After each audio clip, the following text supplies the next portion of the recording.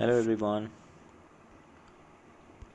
આપણે unit number 1 ચિત્તાઝ tears એનો આપણે ફર્સ્ટ સેશન કમ્પ્લીટ કર્યો હતો, રાઈટ. આજે એનો આપણે બીજો પાર્ટ બનાવવા જઈ રહ્યા છીએ, રાઈટ. એનો આપણે જે બાકીનો જે હિસ્સો હતો ભણવાનો બાકી હતો એ આજે આપણે રિઝ્યુમ કરશું, રાઈટ. આપણે લાસ્ટમાં આપણે અહીંયા સુધી પહોંચ્યા હતા.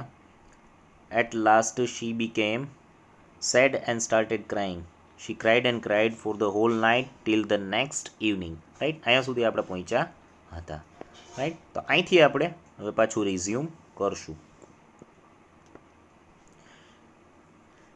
She cried and cried until her tears made dark stains down her cheeks.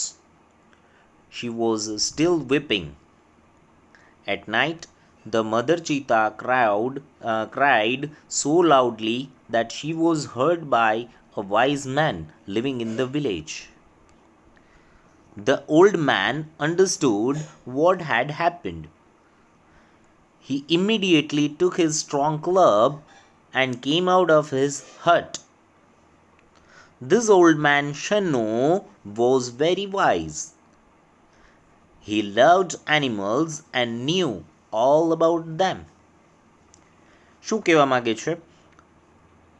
She cried and cried until her tears made dark stains down her cheeks. એટલે કે તેણી રડતી જ રહી મધર ચિતા એટલી બધી રડતી રહી કે જ્યાં સુધી તેના ગાલની નીચે કાળા ચાઠા ન પડી ગયા, કાળા ડાઘ, કાળા ધાબા ન પડી ગયા, ત્યાં સુધી તેણી રડતી જ રહી. અન્ટિલ એટલે જ્યાં સુધી ત્યાં સુધી, રાઈટ. ટીયર્સ એટલે આંસુઓ, એટલે કે તેના આંસુએ જ્યાં સુધી એને ડાઘ ન પાડી દીધા ત્યાં સુધી રડતી રહી. ડાર્ક સ્ટેન્સ એટલે કે કાળા ચાઠા. ડાઉન એટલે નીચે.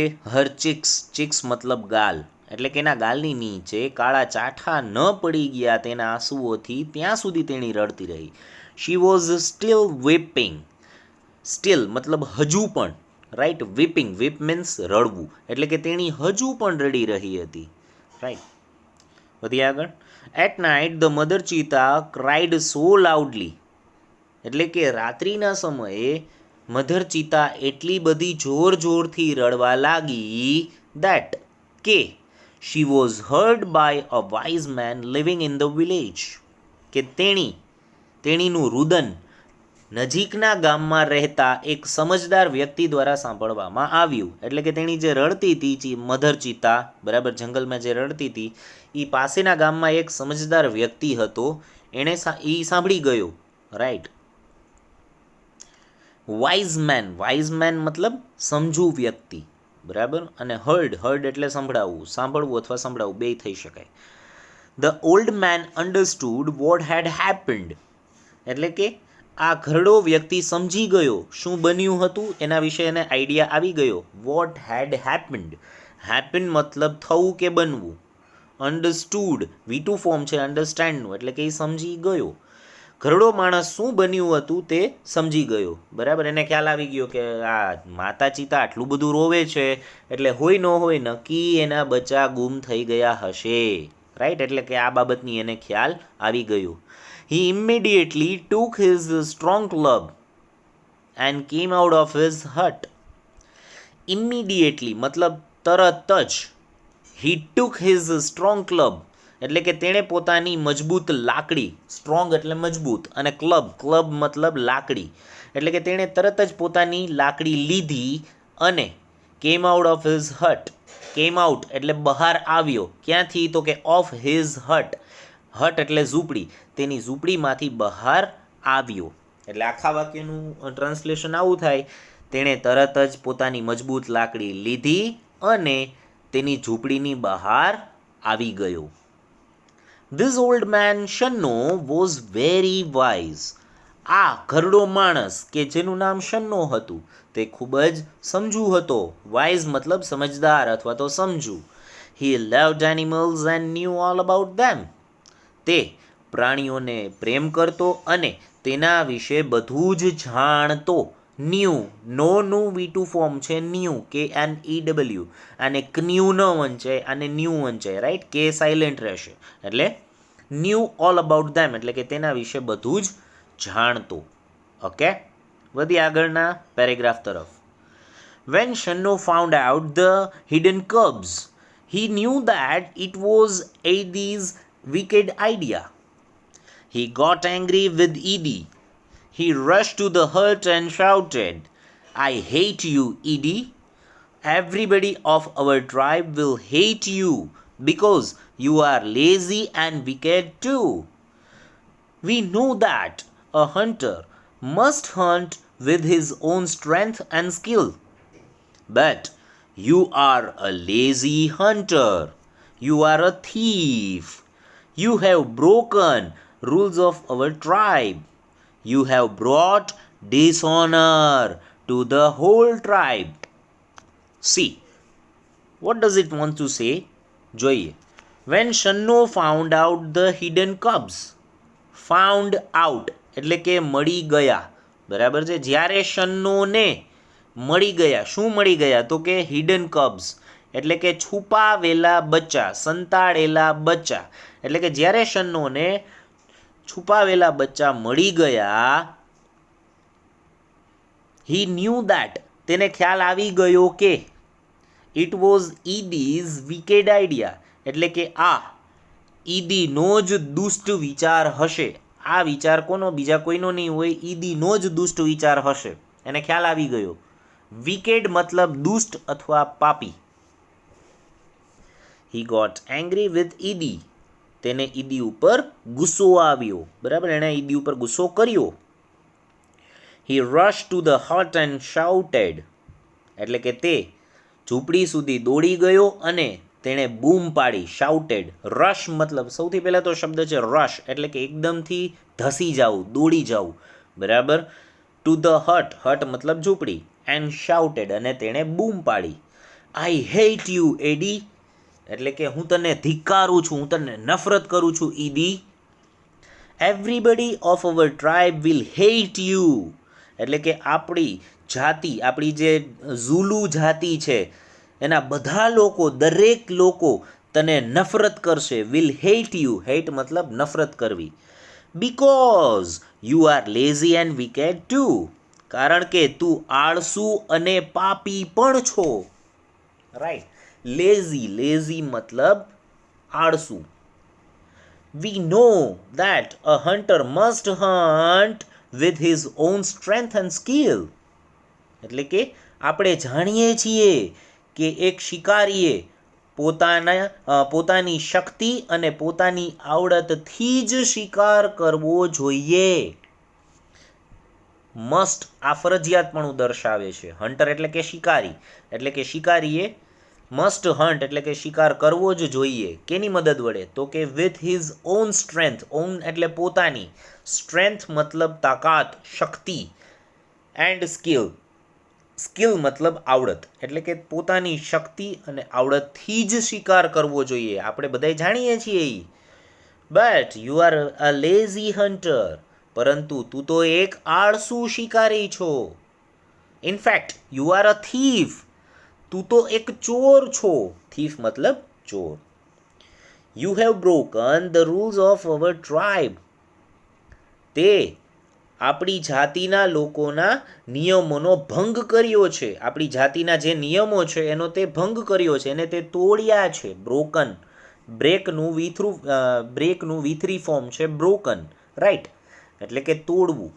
એટલે કે તે આપણી જાતિના જે નિયમો છે, તે આપણા સમાજના જે નિયમો છે, ઝુલુ સમાજના જે નિયમો, રાઈટ, એને તે તોડ્યા છે. You have brought dishonour to the whole tribe એટલે કે તું આપણી સમગ્ર જાતિ માટે બદનામી લાવ્યો છો. બરાબર. ડિસઓનર મતલબ બદનામી અને બ્રોટ મતલબ બ્રિંગનું વી2 ફોર્મ છે.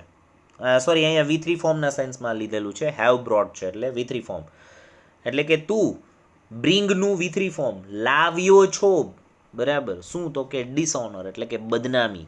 કોના માટે? To the whole tribe. Whole મતલબ આખી, સમગ્ર, અને ટ્રાઇબ એટલે કે જાતિ. આપણી આખી જે પ્રજાતિ છે, આપણો આખો જે ઝુલુ સમાજ છે, રાઈટ, એના માટે તું બદનામી લાવ્યો છો.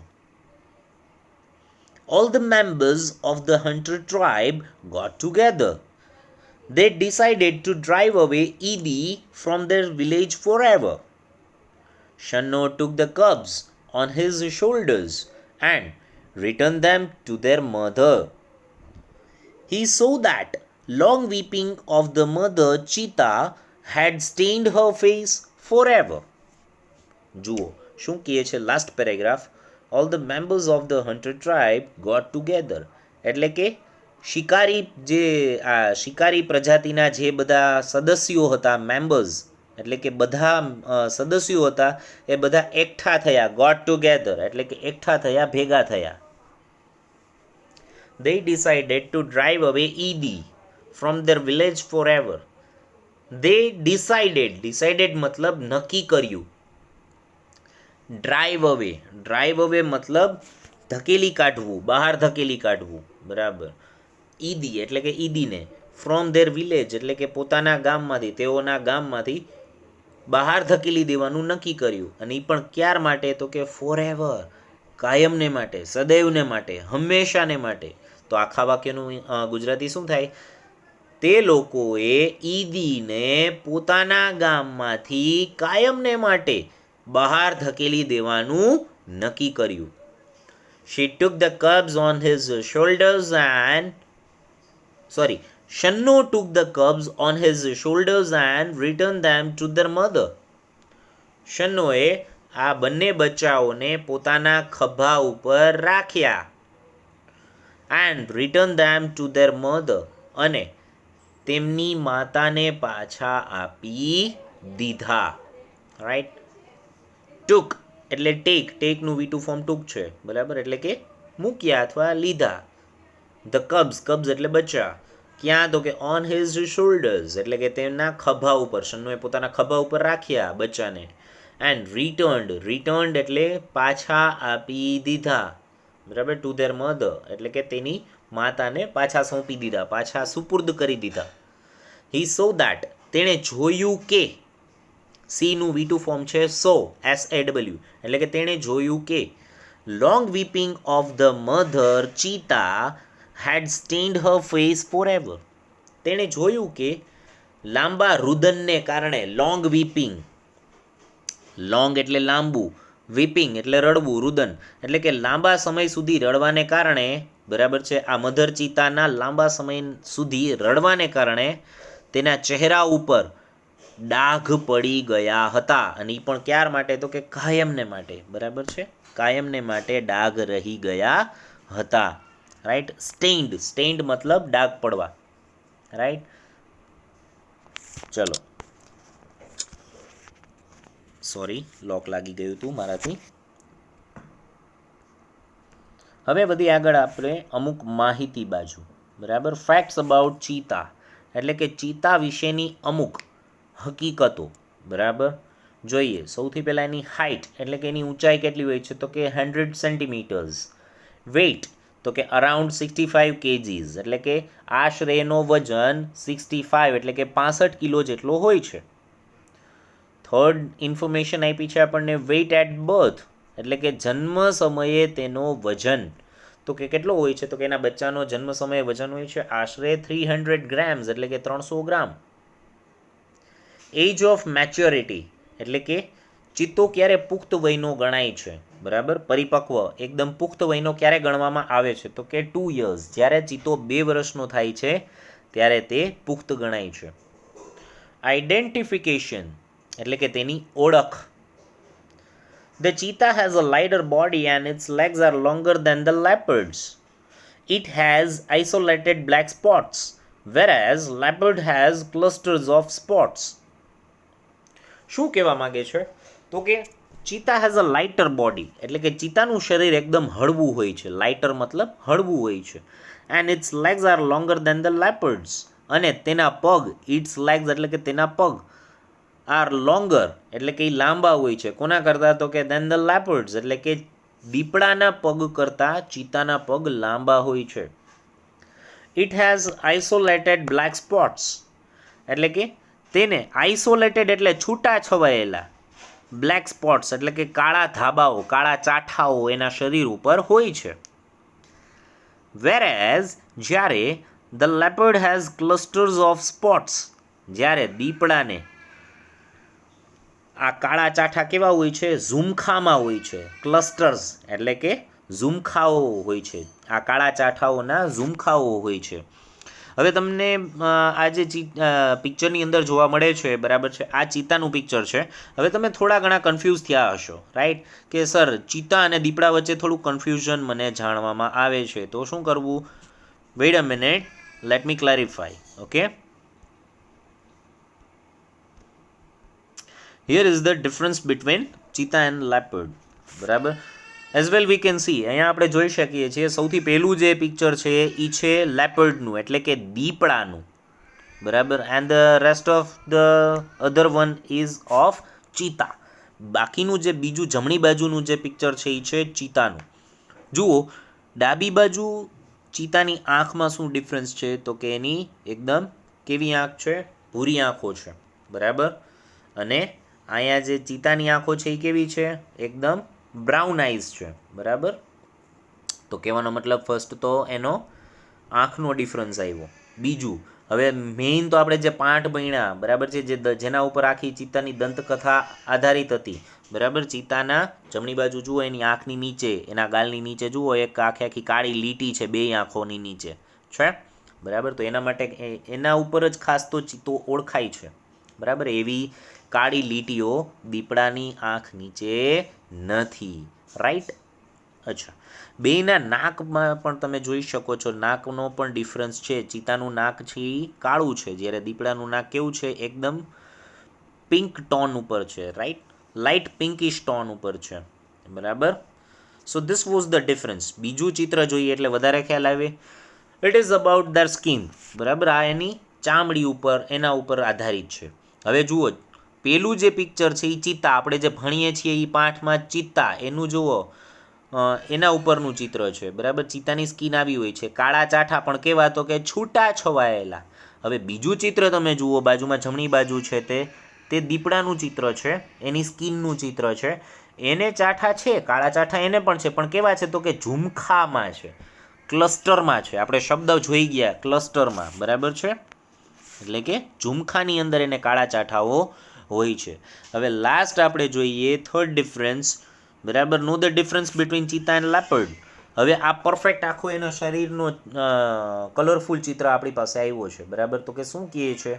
તો કે જુઓ, ચિત્તાનું શરીર એકદમ પાતળું છે, અને દીપડાનું જે ડાબી બાજુ છે એ ચિત્તો છે, અને જમણી બાજુ છે એ દીપડો છે. તો કે ચિત્તાનું શરીર કેવું છે? એકદમ પાતળું છે, એનું માથું એકદમ નાનું છે.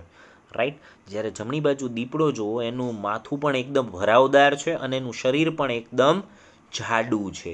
રાઈટ, એના પગ પણ એકદમ જાડા છે. તો કહેવાનો મતલબ એમ છે, બરાબર, કે દીપડો એકદમ ભરાવદાર હોય, એનું શરીર કદાવર હોય. ચિત્તો એકદમ કૂતરા જેવો પતલો હોય. રાઈટ, પણ કૂતરા જેટલો ન હોય, એમ તો એનાથી મોટો ને ઊંચોય હોય, પરંતુ એ એકદમ પાતળો હોય. Right, so these were the differences between cheetah and leopard. ઘણા બધા ડિફરન્સ હતા, એટલે ધીઝ વર.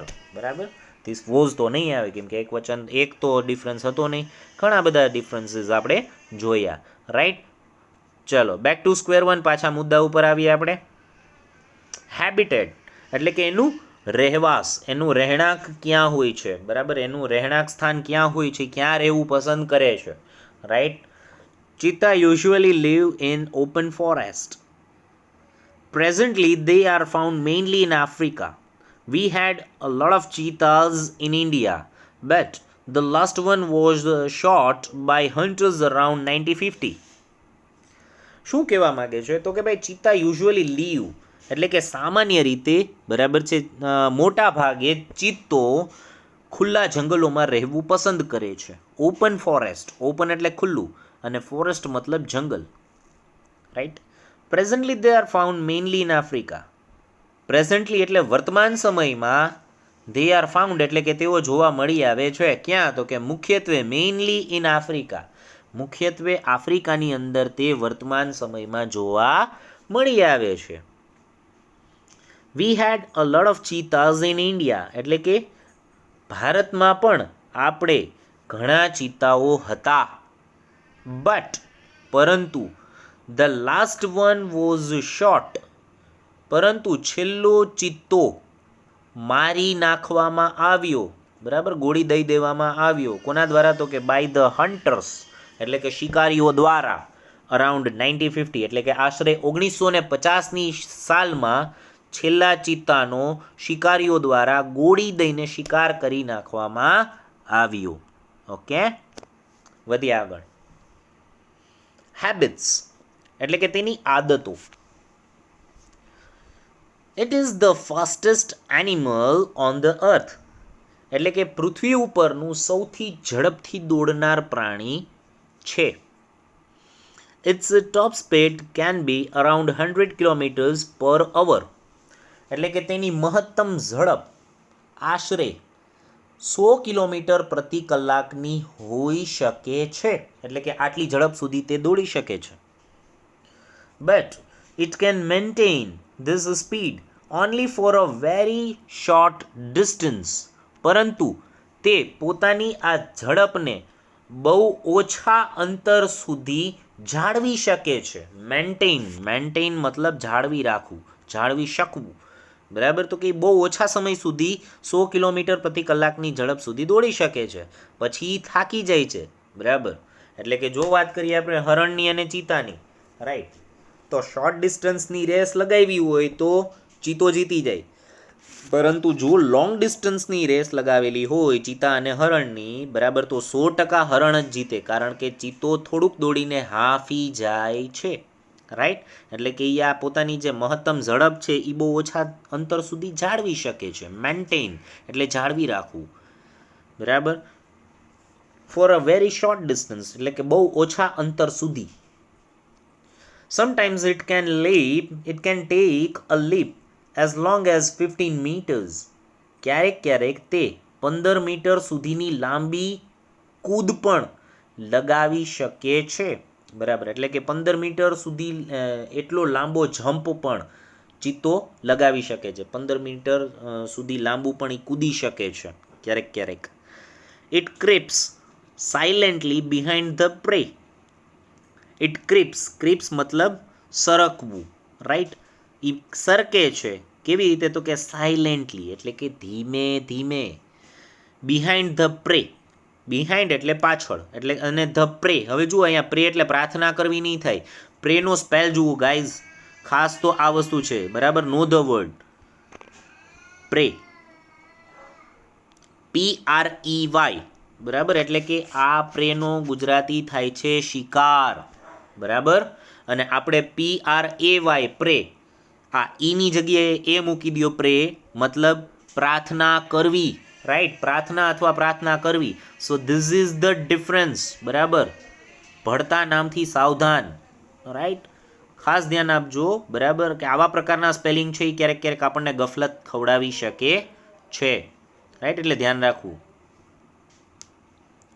એટલે કે it creeps silently behind the પ્રે, એટલે કે તે પોતાના શિકારની પાછળ ધીમે ધીમે સરકીને આગળ વધે છે. એન્ડ ધેન, અને ત્યારબાદ, અને પછી લિપ્સ અપ, અને પછી છલાંગ લગાવે છે, કૂદકો મારે છે. ટુ કેચ ઇટ, તેના શિકારને પકડવા માટે કૂદકો મારે છે. It does not preserve its prey, તે પોતાના શિકારને સાચવી રાખતો નથી. પ્રિઝર્વ મતલબ સાચવીને રાખવું. ઇટ્સ પ્રે મતલબ શિકાર, અગાઉ આપણે આવી ગયો શબ્દ, રાઈટ. તે પોતાના શિકારને સાચવીને રાખતો નથી. This sometimes causes death of cubs and young cheetah, અને આને કારણે જ ઘણી વખત સમટાઇમ્સ છે, ક્યારેક, આને કારણે જ ક્યારેક કબ્સનું એટલે કે બચ્ચાઓનું અને યંગ ચીતા એટલે કે યુવાન ચીતાનું મૃત્યુ થાય છે, કારણ કે તે પોતાનો શિકાર સાચવીને રાખતો નથી. અને જો શિકાર સાચવીને રાખે ને, અને એને અઠવાડિયા પછી જો ભૂખ લાગે અને આસપાસ કોઈ પ્રાણી કે તે અવેલેબલ ન હોય, તો ભૂખને કારણે તેનું મૃત્યુ પણ થઈ શકે છે, રાઈટ. તો એ એનું મૃત્યુનું કારણ પણ બની શકે છે ઘણી વખત, બરાબર. વધી આગળ. ઇટ ઇઝ અ સોલિટરી ક્રીચર, એટલે કે આ સોલિટરી મતલબ એકલવાયુ જીવન, બરાબર.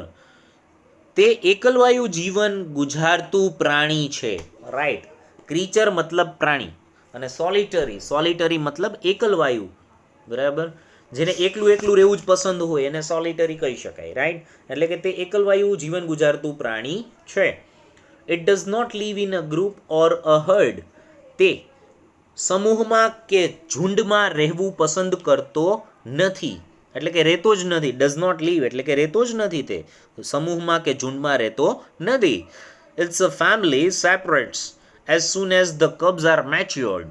બરાબર, એટલે કે જેવા તેના બચ્ચા, બરાબર છે, પુખ્ત વયના થાય એવા તરત જ ચિત્તાનું કુટુંબ છૂટું પડી જાય છે. ઇટ્સ ફેમિલી સેપરેટ્સ મતલબ છૂટું પડી જવું, નોખું થઈ જવું, વિખરાઈ જવું, બરાબર, એટલે કે બધાય પોતપોતાના રસ્તે, બરાબર.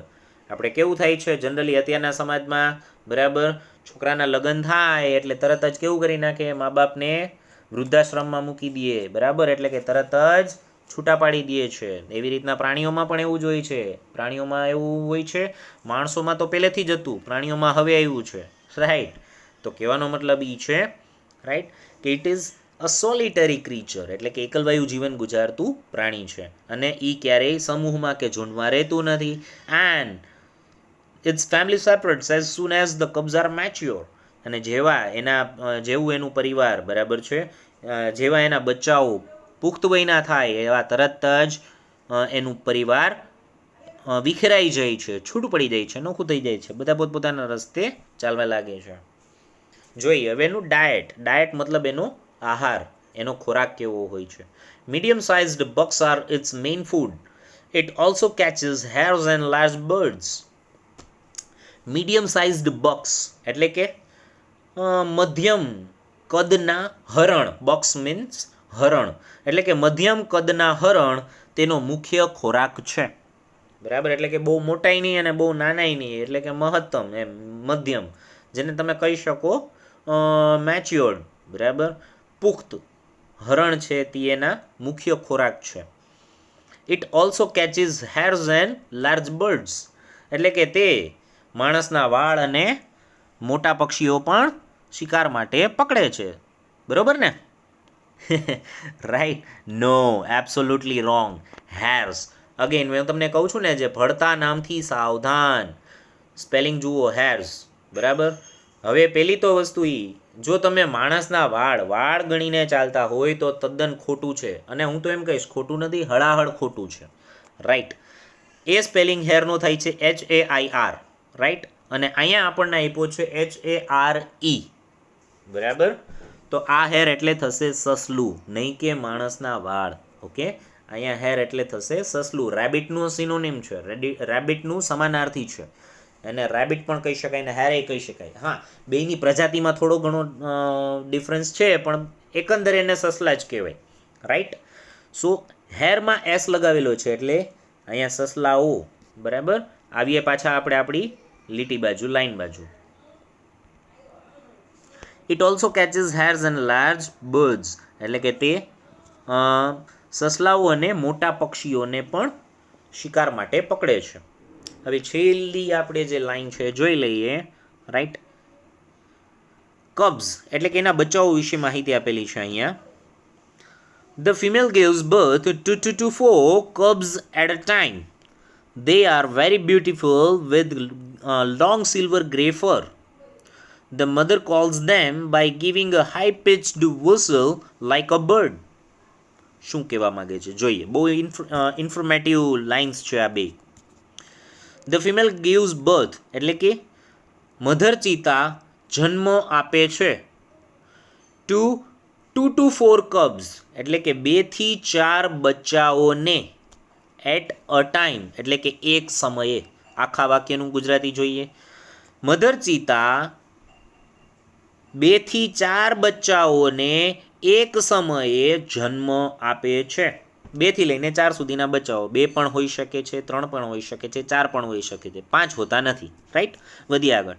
દે are very beautiful with long silver grey fur. Fur મતલબ રૂંવાટી. ગ્રે સિલ્વર લોંગ ફર એટલે કે લાંબી રૂપેરી રૂંવાટી. ફર એટલે રૂંવાટી. લાંબી રૂપેરી રૂંવાટીથી બચ્ચા બહુ જ સુંદર લાગે છે. દે આર વેરી બ્યુટીફુલ એટલે કે સુંદર લાગે છે. Right. The mother calls them by giving a high pitched whistle like a bird. હવે વિસલ શબ્દથી તો તમે વાકેફ જ હશો, એટલે કે સિસોટી. એટલે કે પક્ષીઓની જેમ જ સિસોટી જેવા તીવ્ર અવાજ વડે માતા તેના બચ્ચાને બોલાવે છે. Right. So guys, this was the lesson. આ હતો આપણો લેસન. બરાબર. જો કાંઈ પણ પ્રશ્ન હોય બરાબર તો ફરીથી એક વખત આખો વિડીયો બરાબર પાર્ટ 1 અને આ પાર્ટ 2 બને જોઈ જજો. Right. And let's come over the homework. બરાબર. હોમવર્ક બાબતની ચર્ચા કરી લઈએ. સો તમને બતાવી દઉં છું બરાબર કે આપણે હોમવર્કમાં શું આવશે. તો કે સૌથી પહેલાં તો આ ફાઇલ હું તમને મોકલું છું. રાઈટ. યુ નીડ ટુ બરાબર છે write down those words in your book. તમારે આ શબ્દાર્થને, આ વોકેબ્યુલરીને તમારે તમારી બુકમાં લખવાના રહેશે 1 ટાઈમ. બરાબર. એટલે કે આ જુઓ, આ પેજ નંબર 1 છે, આમાં આટલા શબ્દાર્થ છે, અને પેજ નંબર 2 છે. બરાબર. આ શબ્દાર્થ તમારે લખવાના છે. અચ્છા, એ જ દિવસે એટલે કે આવતીકાલે બરાબર તમારે બીજું એક હોમવર્ક કરવાનું છે પાર્ટ 1. જુઓ, standard 9th unit 1 homework question answer part 1. આ ફાઇલ જે છે એ પણ તમારે લખવાની રહેશે. પણ આની અંદર ગુડ ન્યૂઝ ઇઝ દેટ તમારે પેરેગ્રાફ લખવાનો નથી. રાઈટ. આજે ફર્સ્ટ ઓફ ઓલ તમને જે આપેલું છે, long ago Zulu hunter was sitting under a tree, his name was Idi, આ તમારે લખવાનું નથી. તમારે સીધા ક્વેશ્ચન આન્સર લખવાના રહેશે. પેલો ક્વેશ્ચન, હુ વોઝ ઈદી? તો કે answer, Idi was a Zulu hunter. બરાબર. Question number 2, what did Idi see? તો answer, Idi saw a herd of deer grazing in the meadow. Right. તો કે આ રીતના તમારે આ 3 પ્રશ્નો થયા. What did Idi think when he saw the deer? બરાબર. આ ત્રીજો પ્રશ્ન થયો તો એનો ત્રીજાનો જવાબ થયો. બરાબર. હવે વળી પાછો પેરેગ્રાફ નંબર 2. તો કે તમારે પેરેગ્રાફ નંબર 2 લખવાનો નથી. વળી પાછો પ્રશ્ન નંબર 1 છે, how did a female cheetah catch a dear?